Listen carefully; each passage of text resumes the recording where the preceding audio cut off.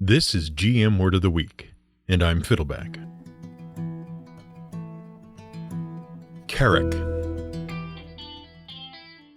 Whether you're a fan of tabletop role-playing games like Dungeons & Dragons or video game console RPGs like Final Fantasy or Dragon Quest, you're probably familiar with what you might call the progression of travel.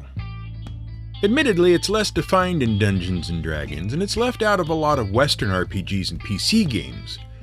But the general sense is always sort of there. You start off schlepping around on foot. Of course, there's some limitations to where your feet can take you. You usually can't cross mountains on foot, or the ocean, or even rivers. So you're limited to the landmass you were born on. You know what? Let's take a specific example. Let's take the first ever game in the Final Fantasy franchise. That's Final Fantasy I. It's not even Final Fantasy I, because no one thought there would be a second one. No one thought they would have a job after Final Fantasy. Least of all, the series creator Hironobu Sakaguchi. What happened was this. Back in 1983, while the video game industry was collapsing in the United States, the fledgling industry was really starting to boom in Japan. And a young graduate of Waseda University in Tokyo, Japan was unhappy. Masafumi Miyamoto had been pressured into working for his father's company, Denusha Electric. The firm primarily constructed electrical lines and infrastructure. Miyamoto had wanted to go into women's clothing design, but his father hadn't given him much choice. As a compromise, Miyamoto was allowed to form a new division for PC software design at Denusha Electric. The division was called Square, and it primarily developed computer games. While it wasn't what Miyamoto wanted to do with himself, he still proved somewhat visionary. At the time, most computer software was developed by single programmers who did all of the work themselves. But games were becoming more complicated, and Miyamoto saw the potential value of teamwork and specialization. Instead of one person doing everything, a video game could be developed by a team of programmers, designers, artists, and writers. To realize his vision for video game design, Miyamoto's Square, still a division of Denusha Electric, opened up computer cafes in Yokohama. Whenever a patron showed a particular talent, they were recruited by Square. And that is how two other unhappy young men ended up working for Square. In 1983, college buddies and engineering students Hironobu Sakaguchi and Hiromichi Tanaka dropped out of Yokohama National University. The pair were discovered by Square and offered minor positions there. By 1986, Miyamoto's approach to PC game design had been successful enough that he was able to take Square out from under his father's shadow. Square Company Limited became a separate company, and it attached itself to the video gaming juggernaut Nintendo as a third-party developer of home console games for the Nintendo Famicom and the Nintendo Entertainment System. Sakaguchi and Tanaka were both promoted. Sakaguchi became a planning director and worked on several Nintendo titles that unfortunately did not prove to be particularly popular or successful. Tanaka became a designer and producer. Unfortunately, Square's offerings were lackluster. The few titles they had developed failed to catch on, even though their driving game, Rad Racer, was kind of neat in the opinion of 50% of the Word of the Week crew. Square Company was losing money, and Sakaguchi was racked with doubt. He felt he'd made a terrible mistake leaving university and that he wasn't cut out for video game design at all. Both Square and Sakaguchi were down to their last chances. Their final chances, if you will. Sakaguchi was a big fan of fantasy stories and games. He was especially fond of the British computer game series Ultima and of Dungeons & Dragons. He was also familiar with another Nintendo fantasy role-playing game called Dragon Quest. Dragon Quest had been immensely successful and a sequel was already being developed. It was a fantasy role-playing game series similar to computer games like Ultima, but streamlined and simplified for play with a home console controller. Dragon Quest's success had surprised many in Japan. No one realized that there might be a market for fantasy games. And so Square Company's management and Sakaguchi decided to use the company's remaining resources to create their own fantasy role-playing game. If it failed, Square would be out of business and Sakaguchi would return to university, make up for his lost time, and get his degree in engineering. That prospect left Sakaguchi quite depressed. And so he named the game Final Fantasy. Fantasy because it was, well, a fantasy game, and final because it was literally the last chance for him to prove he hadn't made a terrible mess of his life. It was also Square's last chance to avoid bankruptcy. If you're not sure how the story goes, let's just say that Final Fantasy is now the 10th best-selling video game franchise of all time, having sold at least 150 million copies of its various main games, sequels, interquels, and spin-offs. And there have been a hell of a lot of games. We can't even count them all. Seriously. Oh, and now you know what to tell people who make fun of the fact that a franchise with the word final in the name has so many entries. But we digress. Our point was about the travel progression in role-playing games. In the first Final Fantasy game, the four main characters, the Warriors of Light, start off limited to exploring one tiny island nation in one corner of the globe. On foot. After completing the first major quest in the game, the king orders the construction of a bridge to one of the world's main continents. After exploring for some time, the Light Warriors free a town from pirates and claim the ship as just spoils. The pirate ship allows them to sail to the southern and western continents. Eventually, they also gain a canoe that allows them to explore the interiors of various lands by following the rivers. And then, after a major quest, they manage to raise an ancient airship from its sandy grave beneath a remote desert. This flying vessel allows them to explore the world with impunity. Other games in the Final Fantasy franchise have built on the travel progression in the first game. Final Fantasy games have allowed you to travel mounted on the back of flightless ostriches, by steamship, airship, ancient magical spaceship, burrowing castle, submarine, automobile, armored personnel carrier, and even by flying military academy. Yes, flying military academy. And other games have offered similar travel progressions, if not as outlandish. There have been jet-powered time machines, mystical bird gods, balloons, horse-drawn carts, heck, even the first Ultima game allowed you to travel by ship, hovercar, and space shuttle. Yes, it was a fantasy series. No, we're not explaining that. We'll explain it some other time. Stop interrupting. Vehicles in role-playing games are about the freedom to explore, to push back the borders of the world. Even in D&D, many characters go from walking to riding mounts to booking passages on ships to flying carpets to teleportation to astral portals. And of course, human history has charted a very similar course. Well, minus the astral portals, mystical bird gods, and airborne military academies. Since our earliest days, we have been struggling against the natural barriers that keep us from crossing every distant horizon. And the vast, vast majority of that struggle has been spent conquering the water. And while sailing ships were the pinnacle of travel technology in the Middle Ages on which our fantasy worlds are based, they did not represent nearly as much freedom as we might think they do. Sailing was very limited and dangerous in those days. The massive galleons we tend to visualize our D&D characters plying the waves in, they didn't exist. And in the historical era of knights and castles, if you sailed out of sight of land for more than a couple of days, you might as well have sailed over the edge of the world, never to be seen again. The history of seafaring doesn't begin on the sea at all. And we can't even call it the history of sailing because even sails hadn't been discovered. In the beginning, around 5000 BCE or slightly before, the only thing people had was buoyancy.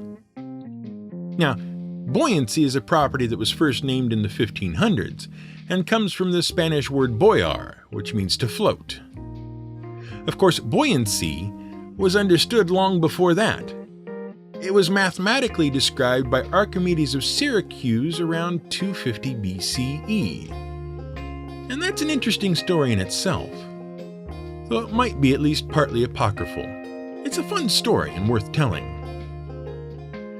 From around 400 BCE to around 275 BCE, the Greek city-state of Syracuse had been in a state of internal and external conflict.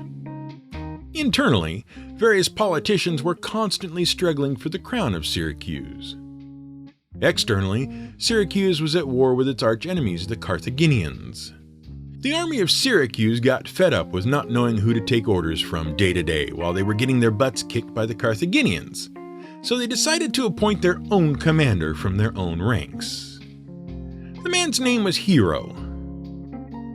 Hero was an extremely charismatic and talented leader, if a bit vain. And when he was raised to power, he exploited one of the oldest known truths of human society. If you act like you belong and just start shouting orders, no one will question you and everyone will listen.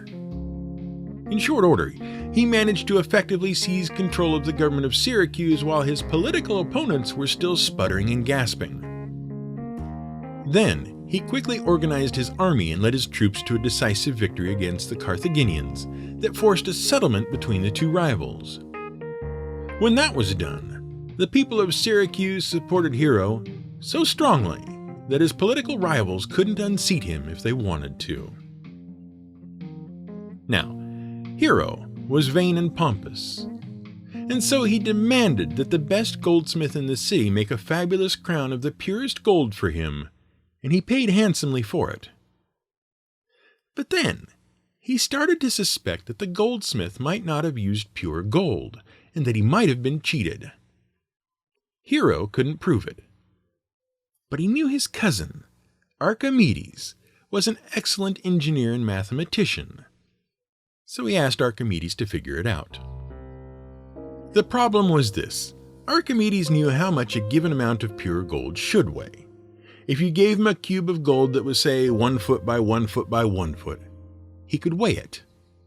If it was too light or too heavy, he'd know the gold had been mixed with something else. What he didn't know was how much metal was actually in the crown. A crown is not a cube. It's a complicated shape with all sorts of jutting, jagged edges. The problem was he didn't know how much space all the gold in the crown occupied, what its volume was. Not knowing how much gold was there, he couldn't figure out how much it should weigh. Here's where the story probably gets apocryphal. One night, while thinking about the problem, Archimedes decides to have a bath. And the bath was full to the brim. When he sat down in the bath, the water seeped over the edges and slopped out, and suddenly, he figured out how to solve the problem. "Eureka!" he shouted, which in Greek means, "I've made a discovery!" He then jumped out of the bath and danced naked down the street screaming "Eureka!" over and over. Probably. Maybe. Well, probably not. But it's a fun story. Anyway, what Archimedes realized was this. When he sat down in the bathtub, he displaced some of the water, because he took up some of the room in the tub. So however much water slopped out, that's how much space Archimedes took up. If he could catch the water and measure the amount, he'd have a measure for how much of Archimedes there was. And if he did the same with the crown, he would know how much gold was in the crown. Then he could weigh the crown and see if the weight matched the amount of pure gold. If not, the goldsmith had cheated his cousin. The ideas of displacement and buoyancy are actually very closely related. Buoyancy refers to an upward pushing force that a fluid exerts on something you put in the fluid, like say a log or a rock. And Archimedes went on to mathematically describe this force and finally explain why some things float in water and others sink. It comes down to this: if you put something in the water, it will displace an equal amount of water, an equal volume. Now, if that volume of water is heavier than the thing you put in the water, gravity will force it under the thing. The heavier water will push up on the lighter object. On the other hand, if the object is heavier than the displaced water, gravity will pull it down, and the water will be forced above it. It will sink. And that is why boats float. The earliest boats, which were made for river travel, were made of wood. Wood is lighter than an equal amount of water. In point of fact, the earliest boats weren't boats at all. They were logs. Primitive people saw that logs floated in water. They didn't understand buoyancy and fluid dynamics, but they did discover that they could lay on the logs and paddle themselves where they wanted to go. Eventually, various folks discovered that you could lash several logs together and make a raft. Or you could hollow out a log and make a canoe. So you might say the first bit of travel progression, the first advancement, was the discovery of buoyancy. Now, buoyancy is neat. It keeps you from sinking. But it would only get you as far as you could paddle. And then, around 3400 BCE, the next big progression happened. Life in Egypt was intimately tied to the Nile River. It provided the fertilizer and water that allowed the desert kingdom to feed itself, and it also connected the kingdom together. Now, the Egyptians lacked substantial amounts of wood, but they could make boats by lashing together papyrus reeds which grew in abundance along the Nile. But they had a problem. Going downriver was easy enough, the current did the work. But going upriver was impossible. Until they harnessed the power of the wind. What they discovered was that they could mount a square of papyrus sail on a mast in the middle of their ship, tie it down, and let the wind do the heavy lifting. The wind would fill the sail and push the ship upriver. But the Egyptians also contributed a second discovery to the history of sailing. Without someone paddling, they needed a way to steer their ships. And so they developed a long board that would trail into the water on one side of the ship. This became known as a steering oar. And the side that the steering board was mounted on became known as the steerboard side, though it wouldn't be called that for several thousand years. Unfortunately, the size of the Egyptian sailing ships was limited. Even when they started importing wood from their neighbors, you can only make a ship's hull so strong by lashing together reeds or boards. But their neighbors to the north, on the island of Crete, were about to contribute the next sailing innovation: the keel. The keel is a sturdy single beam that runs along the bottom of the ship from the bow to the stern. And once you have a sturdy keel, you could mount curved beams called ribs on the keel. The keel and the ribs formed a sturdy skeleton around which you could build a ship. The Egyptians copied Minoan ribbed frame ships and added a second steering oar to the other side. Thus, in 1400 BCE, the pharaoh Ramses III had an impressive royal boat and an Egyptian navy under his command. Now, the Minoan and Egyptian ribbed frame square-sailed vessels were good for getting around, but they were bulky and slow. And in naval combat, bulky and slow doesn't win many battles. Thus, the next innovations in sailing ship design came from the Greeks. Using the ribbed frame design, they were able to build larger, wider ships. Such ships could accommodate long ranks of rowers. The ships still had sails for moving from place to place, but for combat maneuvers. These galleys, that's what they were called, relied on the rowers for extra speed and maneuverability. In addition, the front of the ship was fitted with a ramming prow. And the greatest of these types of ships was the trireme, a word that means 3 rows. These massive ships could accommodate 3 long rows of oarsmen and were over 120 feet long. From that point on, ships improved in less substantial ways through the years, at least in Europe. China had developed its own ship along a similar evolutionary path called the junk. Those rose to prominence in about the 2nd century CE. China's ships had some slight differences though. For one thing, rather than a steering oar, they used a vertical rudder mounted directly behind the boat and controlled by a lever called a tiller. And they used internal walls called bulkheads to increase the size and strength of their ships. In Europe, throughout the first millennium CE, similar incremental improvements were made to sailing ships, but the design remained essentially the same. Vikings in the 8th century strengthened the hulls of their longships and canars with overlapping planks, which was called clinker building. Their ships also tended to be slender and shallow, so oarsmen could bring their ships closer to land, into inlets, and even up rivers. Their durable ships were able to survive longer voyages, and they were able to leapfrog from northern Europe to Iceland to Greenland to northern North America. Around 1200 CE, European shipbuilders began adding wooden battlements called castles to the front and rear of their ships, from which archers could fire. At the same time, they stumbled upon the rudder idea and gave up on the steering oar. The result was the European warship known as the cog.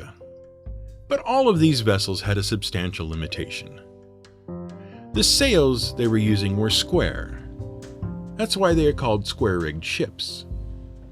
The trouble is that the wind has to be coming from behind, or very nearly behind the ship, for it to move. If the wind wasn't blowing the way you wanted to go, a so-called fair wind, you weren't going there. And that made it very difficult to travel very far. A trip up or down the Nile River was easy enough. Crossing the Aegean Sea or the Mediterranean Sea in a trireme, or crossing the Indian Ocean in a junk? Sure. Leapfrogging from landmass to landmass in a Viking Knarr to reach North America? Tough, but doable. But you were still a slave to seasonal prevailing winds, and crossing the open ocean was out of the question.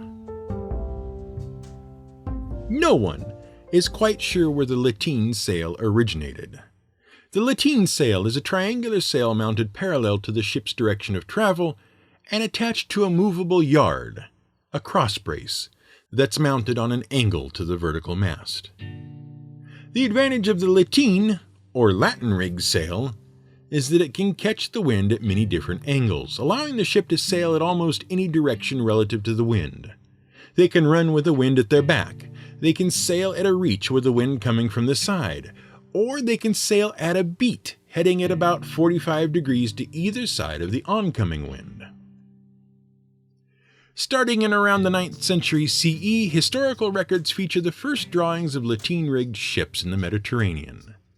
At around the same time, similarly rigged ships appeared in the Indian Ocean. And that gives us three possible origins for the triangular sail. Either it was invented in Europe and spread through the Middle East to Asia, or it was invented in the Far East and spread through the Middle East to Europe, or it was invented in the Middle East and spread both directions from there.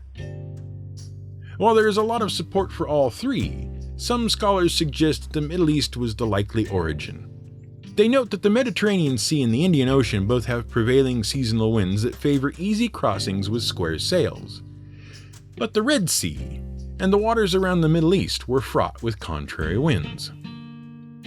Regardless, between 1300 CE and 1400 CE, suddenly triangular sails were all the rage, and improved construction techniques led to the massive Carrack, the first ship to include both the square and the triangular sails needed for long voyages despite the whims of the wind. And it's the first ship that looks like what we picture a seagoing vessel to look like. The same techniques also led to the smaller, bulkier caravel. That was a slower trade vessel that relied entirely on triangular sails. These hardy vessels could sail the contrary winds of the southern hemisphere and begin exploring the coast of Africa. But there was still a problem. A problem that wouldn't be solved until the mid-1500s. And until it was, ships were still in grave danger if they strayed too far from land. One more vital piece of technology was missing from the repertoire of sailing.